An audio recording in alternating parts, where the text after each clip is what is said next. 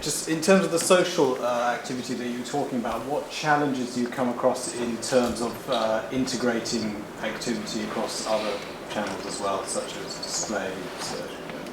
Yeah, I think it really depends on the setup of a business. So if traditionally a business is set up in silos, social sits one, paid SEO, then that's a difficult thing. But more and more, we've got to have a holistic view. You've got to have someone who has an overarching understanding of the user, the client, and how all the different channels fit together rather than compete. Because sometimes politics comes into play, whether it be agency side or client side, and you do need someone who bangs heads together and says, look, we're all in it for the same reason.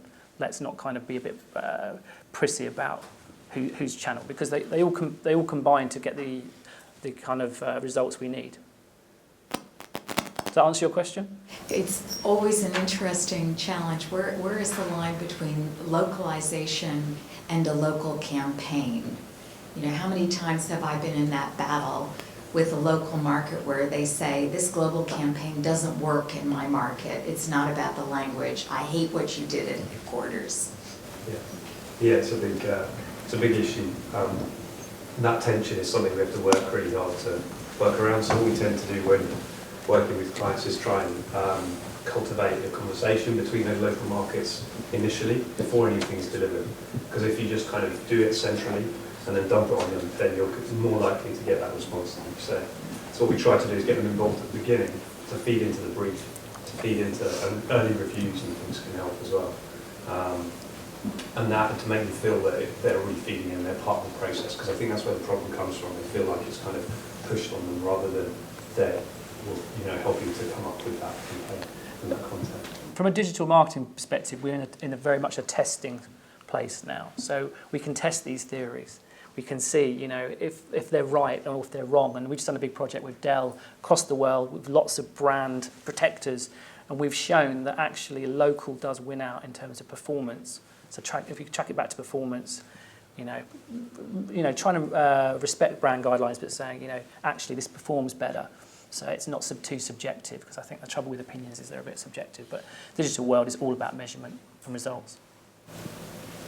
We've also seen lots of clients take the sort of native copywriting approach recently. So writing the content in the native language rather than going through the translation process, depending on the client, of course. Marketplaces in B2B manufacturing towards the end user, is that really applicable? And then a follow-on from that, say if you've got an e-commerce solution currently or a website and you spend hundreds of thousands of pounds on it and you're getting revenue of millions, how do you have that conversation of, well, why don't I just put everything on the marketplace rather than have both? Where would you start that conversation without alienating the current website? Can you go the first one? Can you just expand a bit on what you mean by that? Yeah, so retailers possibly work on the marketplace. We all go onto Amazon for stuff that we buy every day. How does an end user of an engineering firm or something like that purchase a manufacturing product on there, and do they? Or is it not really a place for them there? Yeah, they do. I think there's a whole issue around disintermediation for manufacturers, because obviously they've got their chains of supply. They're selling to the end user through distributors and retailers. And I think, for BMW, as an example, one that we work with, they wanted to understand whether it was possible to sell direct to the end user. And we did a pilot for them on eBay UK, and they are now the largest seller of original equipment on eBay UK. There's a lot of issues around channel conflict because they don't want to upset their dealers, etc. So they don't fully take advantage of the benefit they've got in terms of they could be the cheapest in the market if they wanted to, because it's their product. So there's some sensitivities around that, but people do buy direct from the manufacturer. In my experience, the pure play online retailers are the easiest companies for us to work with, because they just get e-commerce, and it's more of a challenge when you work with a manufacturer because they're not used to dealing with the end users. But I think over the next 5-10 years, you'll see more and more manufacturers cutting out the middlemen and selling direct to the end user. And sorry, the second question? You kind of have that conversation of should we move to a marketplace? You've already spent a lot of money on an e-commerce platform, and that's pretty successful. How do you communicate that to, say, a board member and say, you know, don't ruin your e-commerce, keep that, but you need marketplace as well? Yeah, so I mean, firstly, it's incremental revenue.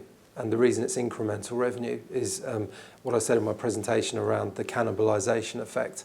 So because the marketplace owns the customer, if you like, people are not generally loyal to brands selling on marketplaces, they're loyal to the marketplace itself. So you won't see marketplaces as a good acquisition tool for new customers, but then you won't see a lot of customers going from your website to the marketplace, so there's not a big crossover between the two. They're quite siloed. So in terms of incremental revenue, I'd say definitely do it, and it shouldn't damage your website. You know, maybe you'll see 5 to 10% crossover, but you'll see it the other way, so it will neutralise itself. But then I think in new markets where you may not have any brand awareness, you know, it's only upside, because you know it's a great way to test that market and see if your products are desired and you know, whether you can sell. eBay did a study about a year and a half ago with Deloitte. They found 6%, so 5 to 10% is about right, but 6% of crossover, which means 94% of it's brand new business that you wouldn't get.